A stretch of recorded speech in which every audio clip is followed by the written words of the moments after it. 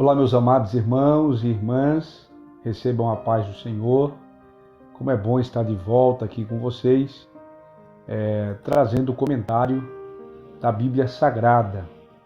E hoje nós iremos comentar aqui o capítulo 11 do Evangelho de Jesus Cristo, segundo escreveu aí o evangelista Marcos. Então você que pode, pegue a sua Bíblia, abra comigo e nós vamos aqui meditar nesse capítulo de número 11. Quero pedir perdão, nós ficamos algum tempo sem publicar aqui os vídeos, porém nós estamos retornando e eu peço a oração dos irmãos em favor da minha vida, da minha casa, para que o Senhor possa continuar abençoando. Em nome de Jesus, a partir de então, nós iremos publicar aqui no mínimo um vídeo por semana.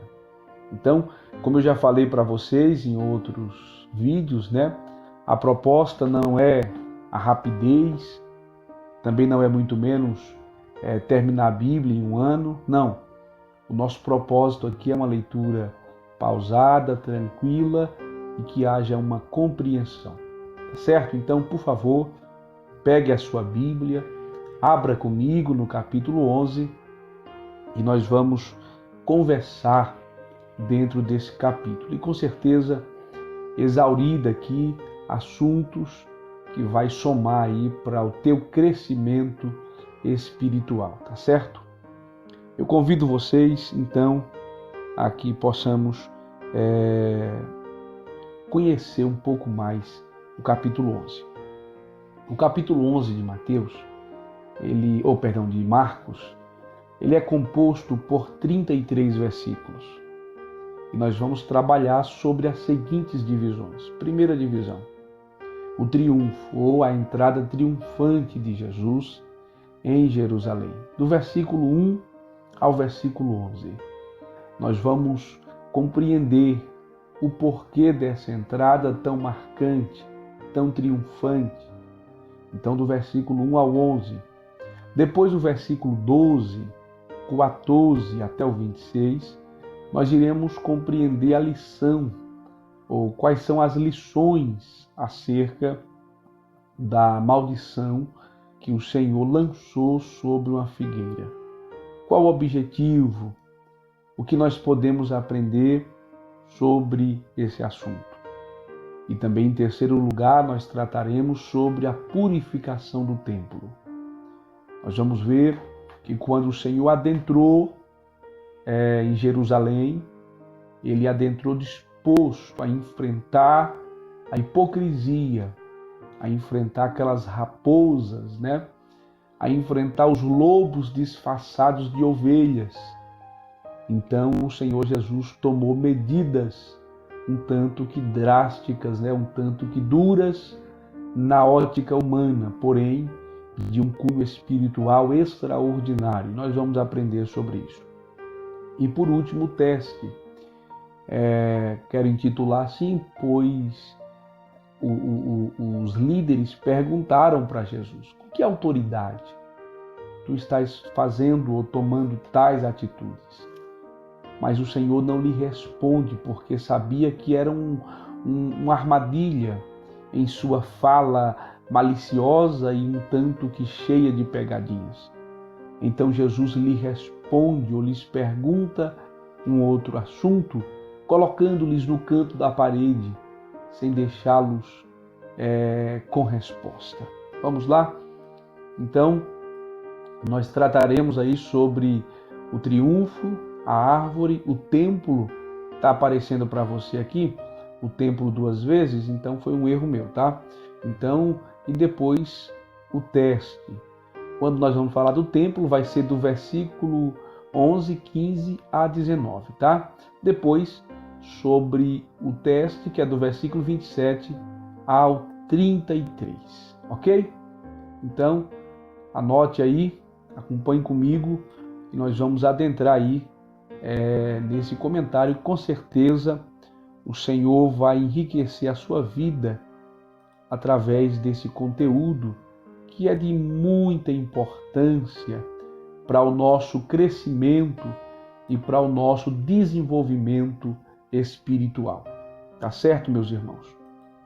vamos falar aqui, quero fazer aqui uma breve introdução dentro da perspectiva da saída do Senhor Jesus de Jericó, quando ele sai de Jericó e vem subindo para Jerusalém, aonde nós conhecemos, como seria, ele está vindo para ser aclamado e posteriormente ser crucificado em Jerusalém. Durante a sua última semana, nós vamos ver que ele não ficou em Jerusalém, ele ficou em Betânia, uma aldeia situada à encosta oriental do Monte das Oliveiras. Geograficamente, Betânia ela está localizada ao oriente do Monte das Oliveiras, para que os irmãos possam se localizar geograficamente. Então, quando ele entra em Jerusalém, ele vem justamente de uma forma qual ele nunca tinha se apresentado. Ele entra revelando-se a sua majestade, não num cunho terreno, mas num cunho espiritual, e também para ensinar os fariseus como comer a Páscoa, e finalmente ele seria crucificado. A entrada triunfante de Jesus, como se deu, Percebe que essa descrição de entrada triunfante é um tanto que narrada por Marcos de uma forma gloriosa, ou nós podemos, como Marcos está escrevendo para os romanos, há uma associação na mente romana da entrada triunfante dos seus generais ou dos seus exércitos, ou desfile de boas-vindas, quando o exército romano voltava de uma grande peleja. Então, quando eles matavam mais de 5.000 dos seus inimigos e vinham trazendo consigo prata, ouro, tudo que saquearam dos seus inimigos, então essa entrada é uma entrada típica de um general romano. E aí, quando Marcos está narrando essa entrada, na mente dos romanos, eles estão imaginando um grande homem, um grande guerreiro, voltando de uma peleja para receber os cumprimentos do povo e também os aplausos por ter vencido mais de 5.000 homens na guerra, por estar trazendo ouro, prata e tantas outras coisas preciosas, e também prisioneiros importantes. Essa entrada, essa narrativa, e é bem provável que os demais escritores dos evangelhos, eles pegaram por base os argumentos dessa tratativa de Marcos, dessa forma que Marcos está apresentando a entrada triunfante de Jesus.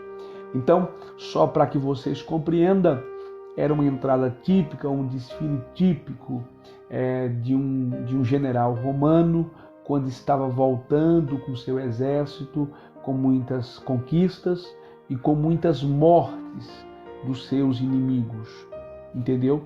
Esse general ele vinha montado no seu carro imponente, bonito, e na verdade o seu exército desfilando e mostrando ao povo as suas riquezas conquistadas. E os sacerdotes romanos com incensário oferecendo incenso aos deuses em gratidão, em forma de gratidão por ter feito com que o exército vencesse e triunfasse sobre o inimigo, e que os tesouros daqueles inimigos estavam sendo deles agora. Vamos trazer para a questão de Cristo. Quando o evangelista Marcos está narrando tudo isso, ele está dizendo que esse homem, ele não estava de forma nenhuma entrando e sendo recebido com tantos aplausos, com tantos louvores. Ele não vinha montado em um carro como dos generais romanos. Ele não vinha também montado em um cavalo branco, com aquela sela imponente, com a roupa de guerra, com a espada do lado. Não, ele vinha montado em um filho de uma jumenta, um jumentinho. E pode perceber que no versículo 1, quando ele se aproxima de Jerusalém, ele está em Betfagé, que é de Betânia, é uma província próxima a Betânia, junto ao Monte das Oliveiras, como eu expliquei para vocês, ficava na região oriental do Monte das Oliveiras, e nesse momento ele envia 2 dos seus discípulos, para que eles fossem e trouxessem não um cavalo branco, não uma carruagem imponente, não. Ele pede o filho de uma jumentinha que ninguém nunca tenha montado. Isso é um tanto que curioso, porque quando nós falamos do filho de uma jumentinha que ninguém nunca tenha montado, eu sou lá da região do Nordeste e eu posso falar isso com muita precisão. Nesse caso, esse jumentinho, por ter a primeira experiência de alguém montá-lo, ele iria pular muito, ele iria se espernear, ele iria correr, ele iria ficar eufórico, pois ele não tinha ainda sido domado, na Bahia a gente chama de amansado, né? Mas o Criador, o Senhor dos Senhores, é Ele que estava pedindo, e Ele ainda fala, se alguém questionar, se alguém disser, versículo 3, se alguém vos disser, por que estão fazendo isso? Diz-lhes, o Senhor precisa dele, logo deixará trazer para aqui. Eu quero pegar essa expressão do Senhor precisa dele. Por exemplo, tudo que existe em um reino pertence ao imperador, pertence ao rei. Então, se o rei precisasse de qualquer coisa de um dos seus súditos, bastaria mandar falar dessa forma. Diz que o Senhor, quando se usa essa expressão, o Senhor está falando alguém que é um rei, alguém que é um grande e é de fato soberano, está precisando dele. De forma que essa foi a senha para que os donos ou o dono desse jumentinho deixasse que aqueles homens o levassem. Já que nós estamos falando de um animal de carga, de um animal que era muito útil naquela época, não se deixaria levar se não fosse uma solicitação maioral ou alguma solicitação de alguém superior. De forma, irmãos, que como seria essa entrada numa visão romana? Seria montado num cavalo branco, como eu já disse, seria numa carruagem real, mas Cristo está vindo na contramão da expectativa e da idealização da mente humana sobre o que é poder. Cristo está mostrando que o poder que lhe pertencia não era um poder de ostentação terrena, que o poder que lhe eu estou fazendo um resumo desses versículos, que o poder que lhe pertencia não era uma supremacia de um cavalo branco, não revelava-se numa carruagem bonita, mas na pessoa dele, na pessoa de Cristo. A glória não é do cavalo branco, a glória não é da carruagem que foi esculturada à mão, de forma nenhuma banhada a ouro. Cristo estava dizendo e mostrando que a glória era dele. E quando um homem ele monta em um cavalo branco, ele está declarando poderio terreno. Mas quando um homem monta no filho de uma jumenta, primeiro que não há glamour, segundo que ele não corre, ele trota, e terceiro que não está dizendo que quer guerra, mas quer paz. Amém?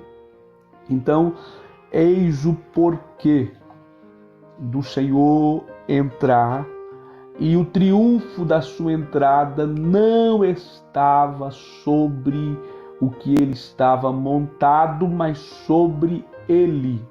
Escute-me, a glória de Cristo, ela não se revela sobre aquilo que nos utilizamos de forma nenhuma.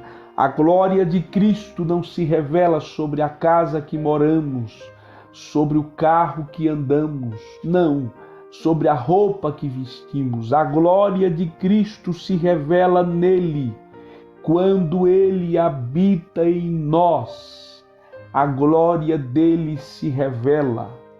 a glória dele se revela. Alguns estavam dizendo: Senhor, fale para esse povo se calar, pois eles estão fazendo barulho, não tem assim nada para que, tipo assim, queriam dizer, não há um glamour para isso, não há nada para isso. Mas o Senhor disse: se esse povo se calarem, as próprias pedras clamarão.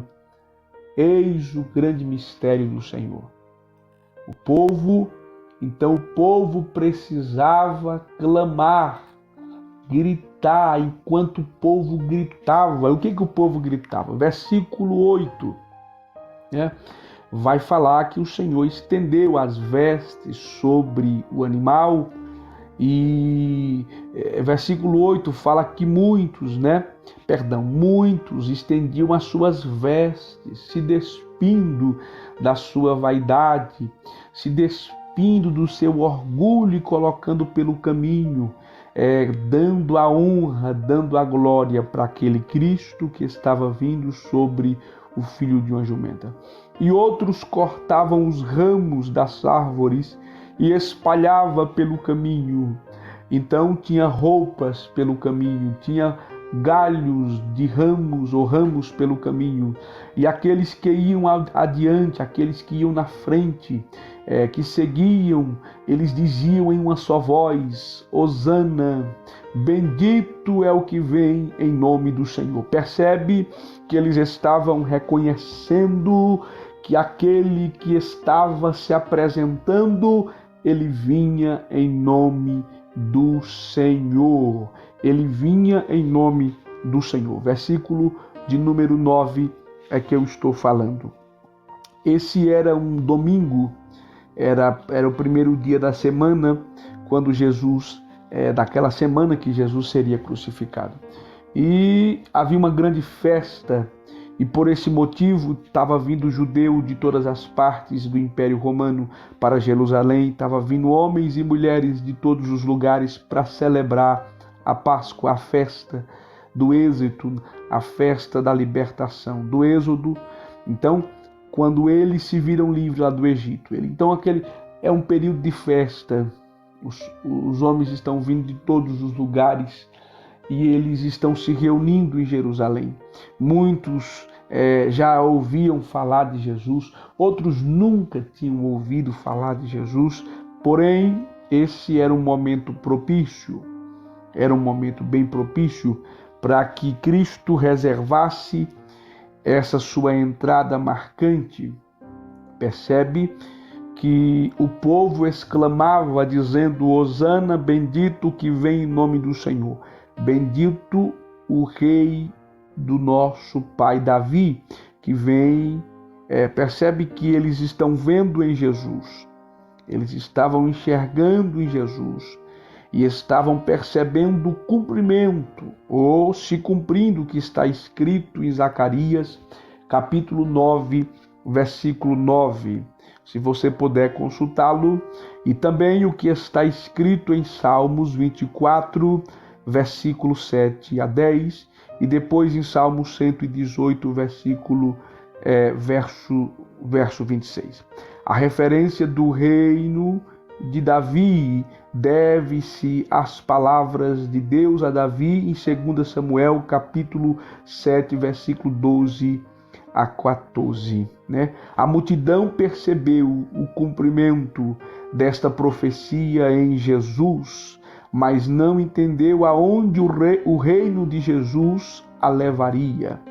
Esta mesma multidão que estão gritando: Hosana, Hosana, bendito aquele que vem em nome do Senhor, é a mesma multidão que gritou: crucifica-o, quando Jesus foi submetido ao julgamento alguns dias depois.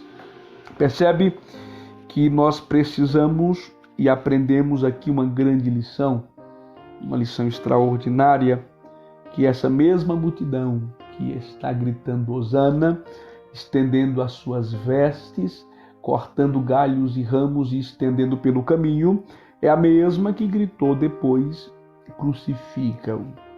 Meus amados irmãos,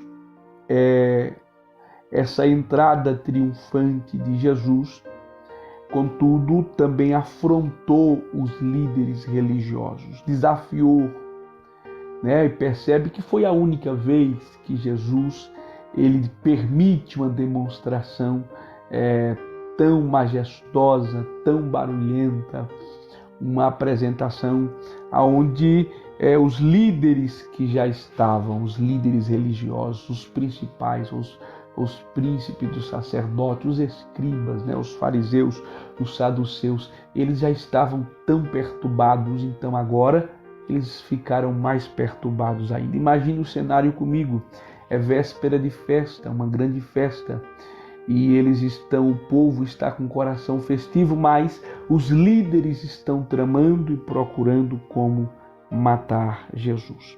O versículo 11 fala que Jesus entrou no templo, e nós vamos falar agora do segundo tópico. Vamos prosseguir.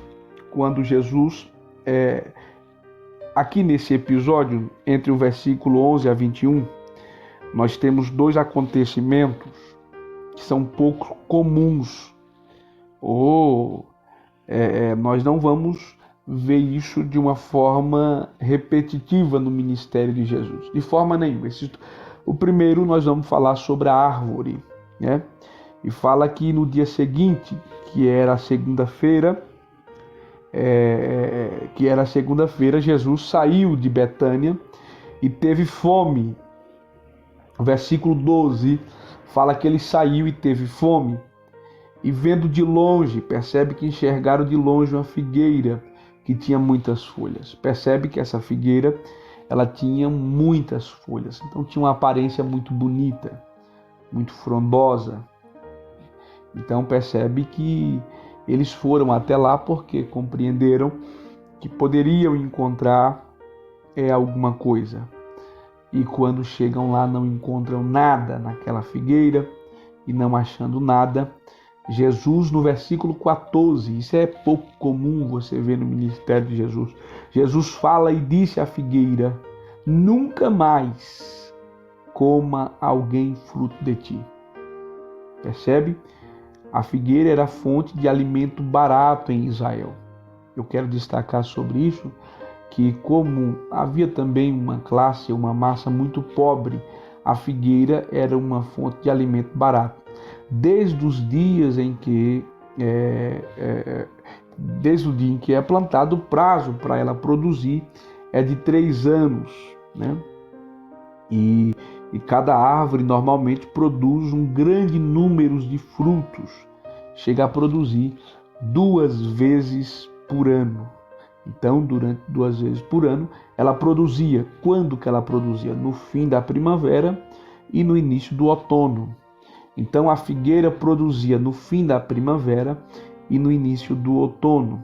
Tá? Então, percebe que esse episódio ocorre no início da primavera, quando as folhas começam a brotar. Geralmente, os figos crescem à medida que as folhas se desenvolvem. Então, quando se viu assim muito frondosa, muito bonita, então entendeu-se que teria muitos frutos, já que o produzir dos frutos é uma consequência das folhagens, né? Embora nós vamos perceber que essa figueira não tinha fruto, né? Essa figueira não tinha fruto, não produzia fruto. Nós vamos perceber que esse período e esse episódio está muito ligado com o episódio seguinte. Na verdade, o episódio inteiro aqui, irmãos, o templo e a figueira, é um sermão em ação de Jesus. Porque a árvore ou a figueira representa Israel, que só tinha aparência. Aqueles líderes que tinham roupas de líderes, que falava como homens de Deus, que se vestia como homens de Deus, mas eram infrutíferos. Então, o primeiro episódio está relacionado ao segundo episódio. A figueira representa Israel. Quando olhamos para Oséias capítulo 9, versículo 10, nós vamos ver justamente o que eu estou argumentando com vocês.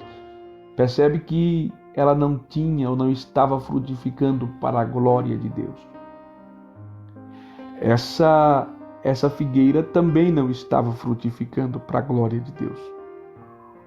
Israel era uma figueira muito florida, cheia de folhas, de flores, mas não tinha frutos. E é um perigo quando o Senhor procura em nós frutos e não a encontra. Você tem frutificado? Se o Senhor procurar em você, o que você tem para lhe oferecer? Tem gente que tem aparência, mas só vive de aparência. Chega um dia que o Senhor dá basta, parece ser duro. Eu não estou pregando não, eu estou tentando que você compreenda na prática o que está escrito aqui. Prossigamos. As suas raízes espirituais estavam secas. Israel já teve raiz, mas no momento do exercício do ministério terreno de Cristo, as suas raízes espirituais estavam secas. Olha o que diz o versículo de número 20. O versículo 20 fala: e eles, passando pela manhã, viram que a figueira se tinha secado desde as raízes. Percebe que as raízes estavam secas. As raízes estavam secas. Depois, no entanto, Jesus também usou o milagre dessa figueira para ensinar algumas lições práticas sobre a fé e a oração aos seus discípulos. Vamos verificar e vamos perceber que Jesus os levou a compreender que os obstáculos, ou os obstáculos grandes, ou as montanhas, representam grandes obstáculos a serem removidos. Zacarias capítulo 4, versículo 7. E é nossa fé em Deus que nos capacita a superá-los. Sim. Sobre a questão da fé, versículo 22. E Jesus respondeu e disse-lhe: tende fé em Deus, porque em verdade vos digo que qualquer que disser a este monte, erga-te e alcança-te no mar, ou lança-te no mar, e não duvidar em seu coração, mas crê que se fará aquilo que diz, tudo o que disser lhe será feito. Jesus utiliza esse milagre da figueira para ensinar acerca da fé. Acerca da fé. Percebe o episódio, da nossa oração mover montanhas? Está muito relacionada à questão de uma vida frutífera no reino de Deus. Seria impossível, é claro, aqui o Senhor está falando de uma questão de montanhas no campo espiritual, O Senhor está falando, então nós vamos perceber que a fé, sem duvidar, crendo, consegue mover montanhas, E aí eu queria perguntar a vocês, que eu já ouvi muita gente pregar, o monte pode mudar de lugar? Que tipo de montanha é essa?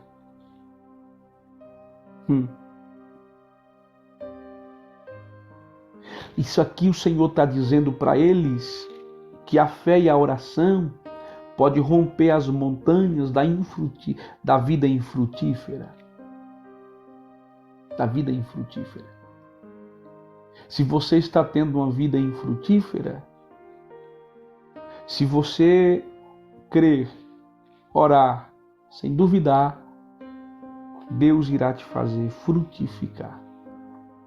Frutificar. Ok, meus irmãos? Toda a fé no Senhor nos leva a romper os piores obstáculos. Versículo 26. Não ganhamos, e aí vai falar de perdão no versículo 26, que são montanhas que se constroem dentro de nós. Percebe que no versículo 26 o texto vai ficar muito claro sobre perdão. Mas se vós não perdoardes, também vosso Pai que está no céu vos não perdoará as vossas ofensas. Não ganhamos o perdão do Senhor por perdoar os outros. Contudo, perdoar os outros demonstra a humildade do nosso coração diante de Deus. Tá certo? E por último, o último tópico, nós temos aqui o templo. Templo, meus amados irmãos. E aí nós vamos ver um grande desafio. Versículo 11. Se você voltar aí no versículo 11 comigo, você vai ver que Jesus, quando entrou em Jerusalém, na sua entrada triunfante, ele entrou no templo, né? Ele viu tudo ao redor, né? Como já era tarde, saiu para Betânia com os 12. Quando ele entrou triunfantemente, ele não purificou o templo, ele foi para Betânia. Ele foi para Betânia, né? E aí nós vamos ver que ele retorna. Ele retorna. E nós vamos ver os líderes religiosos. Jesus examinou o templo e voltou no dia seguinte para purificá-lo. Para purificá-lo. Ele olhou o templo, já era tarde, e voltou no dia seguinte para purificá-lo. O versículo 27 fala que tornaram a Jerusalém. O que é tornaram? Jesus e os 12 voltaram para Jerusalém. O versículo 11 está ligado ao versículo 27. E os principais, os sacerdotes, os escribas e os anciões se aproximou dele. Essa palavra se aproximar aqui é de uma forma intimidadora. Ele se aproximou deles para intimidar. Para intimidar. No início do seu ministério, ele purificou o templo, lá em João capítulo 2, versículo 13 a 22. Mas os mercadores religiosos voltaram para o templo. A simples mudança exterior, ela não é duradoura, se o coração não mudar. Então, quando há uma mudança externa, ela dura pouco. A mudança tem que ocorrer no interno. Quando olhamos para João 2, de 13 a 22, houve uma purificação. Mas os cambistas voltaram, os mercadores voltaram, né? O que começou com o serviço para os judeus? Porque como tudo isso começou? Como um serviço para os judeus, que precisavam trocar dinheiro, comprar sacrifício, virou um negócio. E esse negócio se tornou um negócio rentável. Negócio rentável, né? Nós vamos ver que se tornou tão rentável que os sacerdotes estavam se beneficiando. As pessoas usavam o templo como um atalho para o Monte das Oliveiras. Vamos ver no versículo 16 isso. E as cadeiras ou os cambistas, as mesas, estavam atravessadas no pátio dos gentios, em que os judeus deveriam estar testemunhando a verdade de Deus aos seus vizinhos gentios, falando de Deus. Percebe que a sua acusação contra os líderes, quando olhamos para o versículo de número 17, olha o que diz. Vamos ver o 16. E não consentia que ninguém levasse algum vaso pelo templo, né?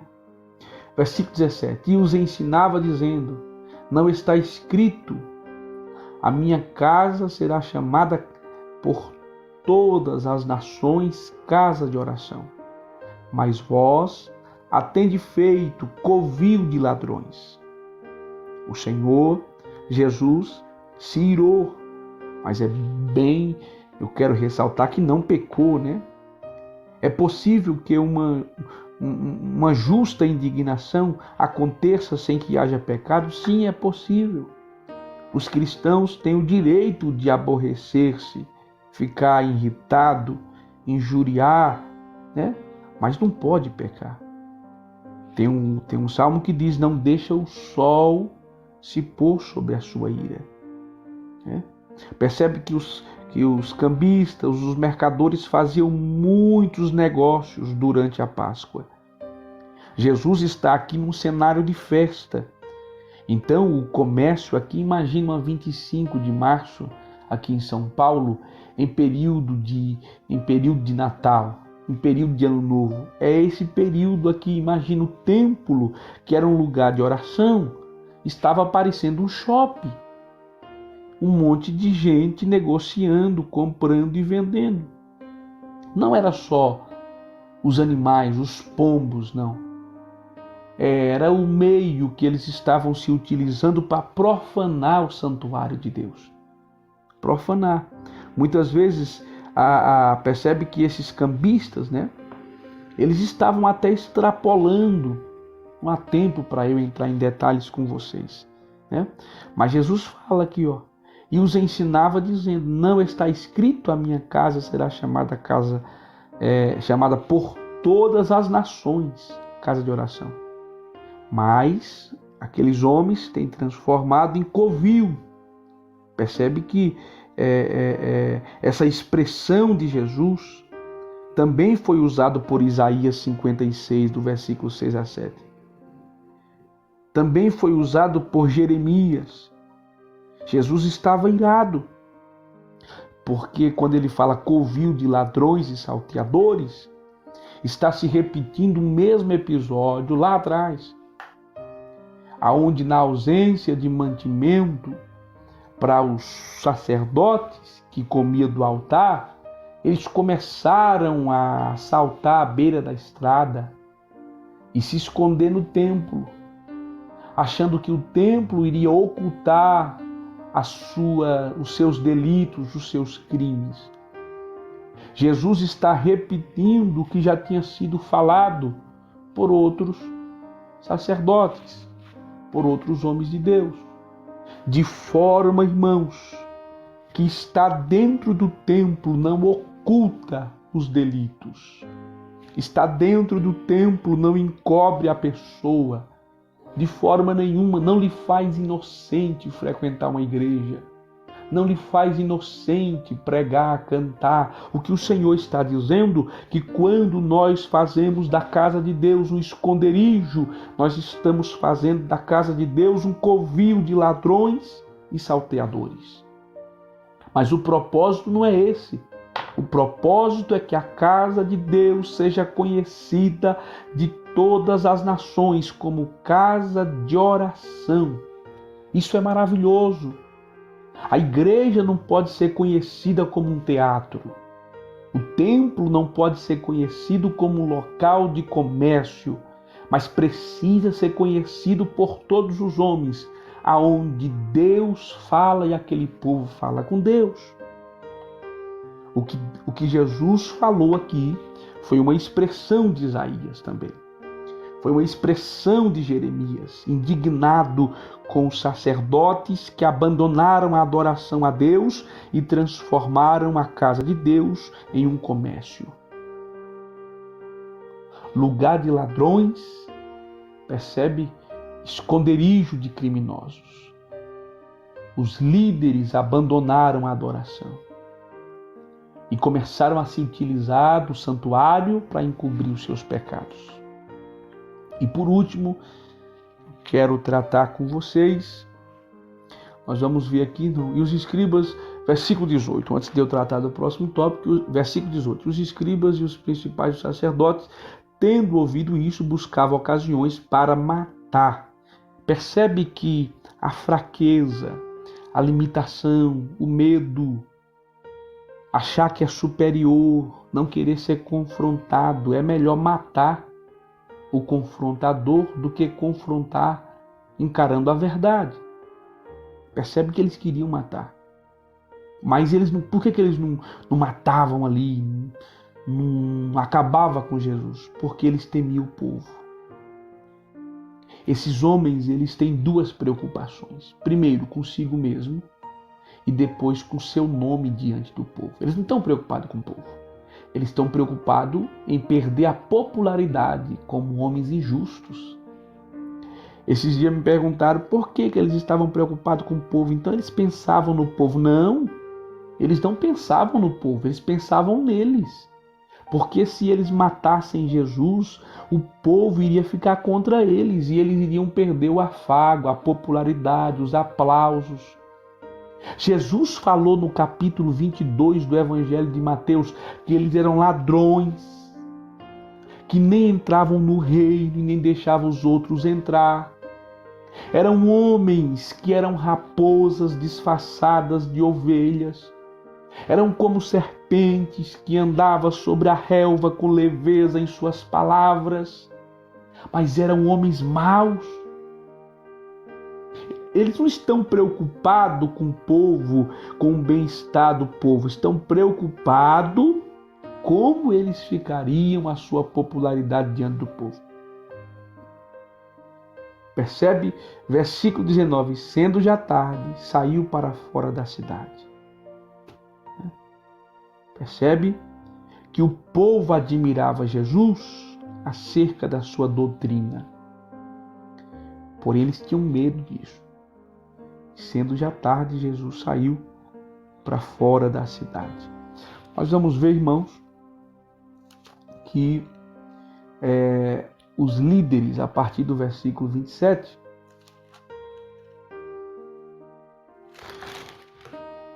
vamos lá para o versículo 27, os líderes religiosos ficaram com muita raiva de Jesus e do que ele fez e do que ele disse.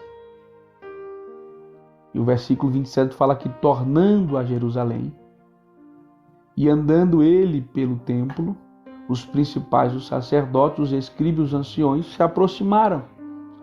Eles estavam nervosos com Jesus. Eles estavam bem irados e a fim de destruí-los. O versículo 18 fala que eles procuravam matá-lo, com evidência suficiente para acusá-lo. Eles disseram: com que autoridade fazes tu estas coisas? Ou quem te deu tal autoridade para fazer estas coisas?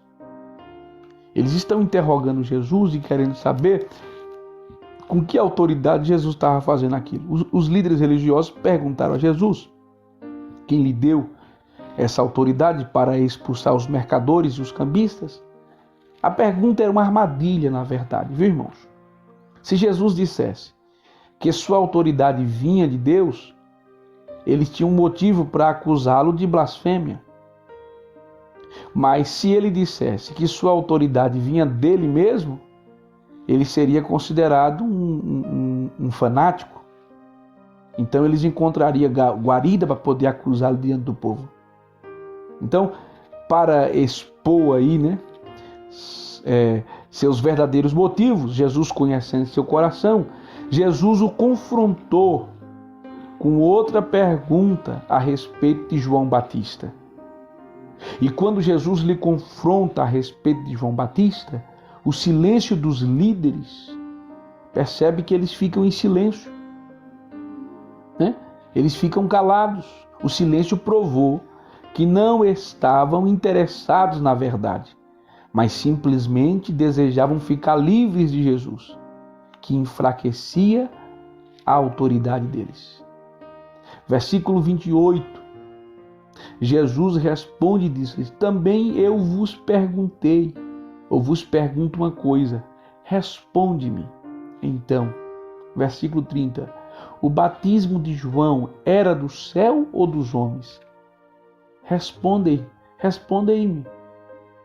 Versículo 31. E eles arrazoavam entre si, dizendo: se dissermos do céu, ele nos dirá: então por que não crestes? Se, porém, dissermos dos homens, teremos o povo, ou temeremos o povo, porque todos amavam ou sustentavam João Batista como verdadeiro profeta diante de Deus. Versículo 33. E Jesus disse, e responderam e disseram a Jesus, versículo, não sabemos. E Jesus lhe respondeu, também eu não vos direi com que autoridade faço essas coisas. Irmão, Jesus tinha uma capacidade, uma habilidade tão grande para sobressair nessas perguntas capciosas, que nós precisamos buscar graça, e sabedoria de Deus para sobressair as artimanhas de Satanás. Pois, com certeza, se nós buscarmos no Senhor sabedoria, Ele vai nos dar para que possamos sobressair a toda artimanha, a toda armadilha que possa comprometer a nossa vida diante de Deus e também diante dos homens. Que o Senhor abençoe vocês. Próximo capítulo, capítulo 12, eu quero trazer um pouco de forma mais detalhada para vocês. Espero que tenham compreendido esse capítulo. Deus abençoe, fique na paz.